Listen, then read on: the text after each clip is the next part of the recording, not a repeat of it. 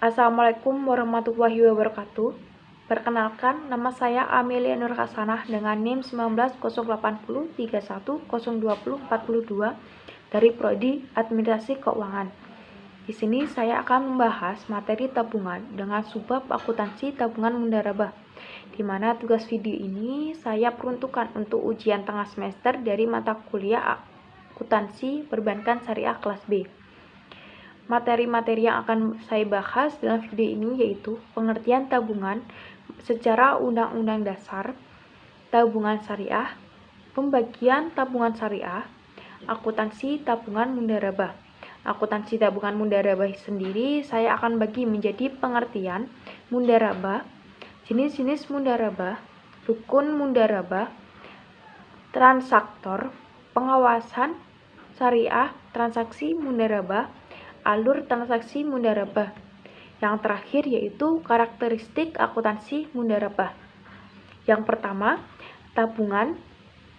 Pengertian tabungan menurut Undang-Undang Nomor 10 Tahun 1998 tentang perbankan adalah simpanan yang penarikannya hanya dapat dilakukan menurut syariat yang telah disepakati, tetapi tidak dapat ditarik dengan cek, biljet, maupun giro.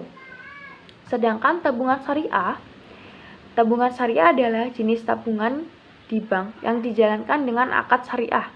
Tabungan ini tidak mengenal bunga tetapi menggunakan sistem bagi hasil. Pada bank syariah menggunakan dua prinsip, yaitu prinsip mundarabah dan prinsip wadiah.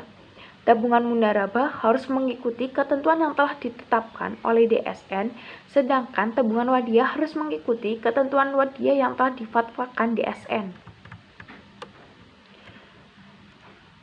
Materi selanjutnya yaitu akuntansi tabungan mundarabah. Akuntansi tabungan mundarabah yaitu akuntansi tabungan mundarabah dan penghimpunan dana bentuk lainnya yang menggunakan akad mundarabah pada dasarnya mengacu pada PSAK 105 tentang akuntansi mundarabah, khususnya yang terkait dengan akuntansi untuk pengelola dana. Berdasarkan PSAK 105 paragraf 25 dinyatakan bahwa dana yang diterima dari pemilik dana atau nasabah penabung dalam akad mundarabah diakui sebagai dana syariah temporer sebesar jumlah kas atau nilai wajar aset non-kas yang telah diterima. Di sini definisi dan penggunaan mundarabah berasal dari kata ad-darbu fil ardi, yaitu berjalan di muka bumi, dan berjalan di muka bumi ini pada umumnya dilakukan dalam menjalankan suatu usaha atau perdagangan. Disebut juga hirak yang berasal dari kata al-qardu yang berarti potongan, karena pemilik memotong sebagian hartanya untuk diperdagangkan dan memperoleh sebagian keuntungan. Sedangkan secara istilah mundarabah adalah akad penyerahan modal oleh pemilik modal kepada pengelola untuk diperdagangkan dan keuntungannya dimiliki bersama antara keduanya sesuai dengan persyaratan yang mereka buat. Adapun secara teknis, menurut Antonio mendefinisikan mundarabah sebagai akad kerjasama usaha antara dua pihak di mana salah satu pihaknya menyediakan seluruh modal dan sedangkan pihak lainnya menjadi pengelola. Kemudian berdasarkan PSAK 105, mundarabah adalah akad kerjasama antara dua pihak di mana pihak pertama atau pemilik dana menyediakan seluruh dana, sedangkan pihak kedua adalah pengelola dana.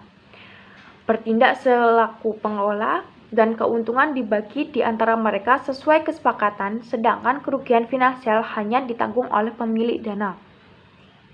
Jenis-jenis mundarabah. Mundarabah dibagi menjadi tiga, yaitu mundarabah muhayyadah. Mundarabah muhayyadah ini yaitu mundarabah yang pemilik dananya memberikan batasan kepada pengelola dana mengenai lokasi, cara, dan objek investasi atau sektor usaha. Yang kedua yaitu mundarabah Mutlakoh. Mudharabah mutlakoh ini yaitu bentuk kerjasama antara pemilik dana dan pengelola tanpa adanya pembatasan oleh pemilik dalam hal tempat, cara, maupun objek investasi. Dalam pemilik dana memberikan kewenangan yang sangat luas kepada mudharib untuk menggunakan dana yang telah diinvestasikan. Yang ketiga, mudharabah mustarokah. Mudharabah mustarokah adalah bentuk mudharabah di mana pengelola dana menyertakan modal atau dananya dalam kerjasama investasi. Selanjutnya yaitu rukun mudharabah. Rukun mudharabah ini ada 3. Yang pertama, transaktor atau pemilik modal dan pelaksana usaha. Yang kedua, objek mudharabah atau modal kerja dan kerja. Yang ketiga, persetujuan kedua belah pihak, yaitu saat melakukan ijab dan qabul. Transaktor. Dalam akad mudharabah harus ada minimal 2 pelaku. Pihak pertama bertindak sebagai pemilik modal dan pihak kedua bertindak sebagai pelaku usaha. Sedangkan untuk ketentuan syariahnya yaitu ada 3, yaitu yang pertama, pelaku harus cakap, hukum, dan balik. Yang kedua, dapat dilaksanakan sesama atau dengan non-muslim. Yang ketiga, pemilik dana tidak boleh ikut campur dalam pengelolaan usaha tetapi boleh mengawasi. Pengawasan syariah berdasarkan mudharabah. Pengawasan syariah berdasarkan mudharabah sendiri berdasarkan pedoman yang telah ditetapkan oleh Bank Indonesia dilakukan untuk hal-hal sebagai berikut. Yang pertama, 1. Meneliti apakah pemberian informasi secara lengkap telah dilaksanakan oleh bank kepada nasabah, baik secara tertulis maupun lisan tentang persyaratan investasi mudharabah telah dilakukan. Yang kedua, menguji apakah perhitungan bagi hasil telah dilaksanakan sesuai prinsip syariah. Yang ketiga, memastikan adanya persetujuan para pihak dan dalam perjanjian investasi mudharabah. Keempat, memastikan terpenuhinya rukun dan syarat mudharabah. Yang kelima, memastikan bahwa kegiatan investasi yang dibiayai tidak termasuk jenis kegiatan usaha yang bertentangan dengan syariah. Alur transaksi mudharabah.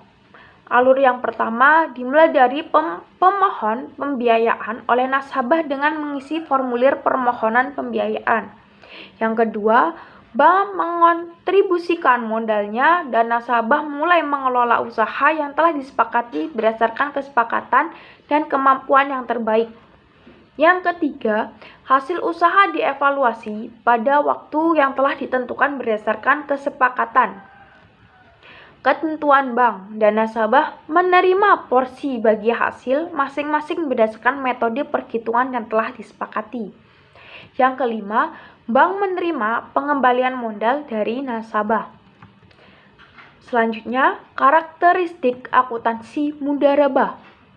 Karakteristik akuntansi mudharabah dibagi menjadi 2. Yang pertama, entitas dapat bertindak baik sebagai pemilik dana atau pengelola dana. Yang kedua, mudharabah terdiri dari mudharabah mutlakoh, mudharabah muhayyadah, mudharabah mustarakah.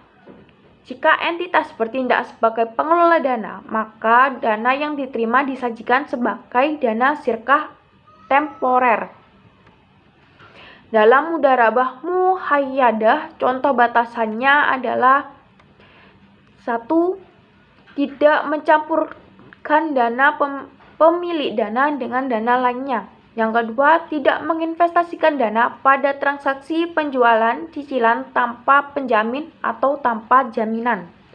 Yang ketiga, menghasilkan pengelola dana untuk melakukan investasi sendiri tanpa melalui pihak ketiga. Materi selanjutnya yaitu transaksi penambahan tabungan mudharabah. Beberapa transaksi terkait tabungan mudharabah dapat mengakibatkan bertambahnya saldo tabungan mudharabah. transaksi tersebut antara lain adalah setoran tunai nasabah, transfer dari kantor cabang lain ke rekening nasabah, transfer dari bank lain ke rekening nasabah, dan penerimaan bagi hasil mudharabah ke rekening nasabah. Berikut adalah ilustrasi transaksi yang mengakibatkan bertambahnya rekening tabungan mudharabah nasabah. Yang pertama, pada tanggal 2 Juni 2020, Bank Murni Syariah atau BMS Cabang Yogyakarta menerima setoran tunai pembukaan tabungan senilai mudharabah atas nama Ursila sebesar Rp3.500.000.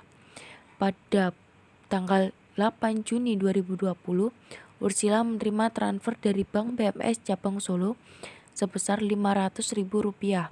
Pada tanggal 17 Juni 2020, Ursila menerima kiriman dari nasabah Bank Peduli Syariah atau BPS sebesar Rp1.500.000.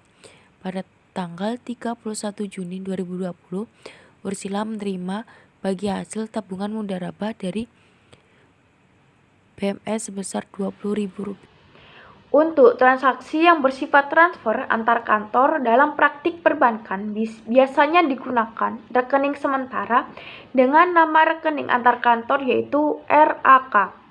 Seperti dapat dilihat pada jurnal transaksi tanggal 8 Juni, adapun transaksi yang terlibat transaksi antar bank yang berbeda biasanya diselesaikan dalam mekanisme yang difasilitasi oleh Bank Indonesia atau pihak yang ditunjuk oleh Bank Indonesia. Mekanisme ini biasanya disebut dengan clearing. Pada transaksi clearing, semua penerimaan dari atau pembayaran kepada bank lain dilakukan melalui rekening giro pada Bank Indonesia, seperti yang terlihat pada jurnal transaksi tanggal 17 Juni.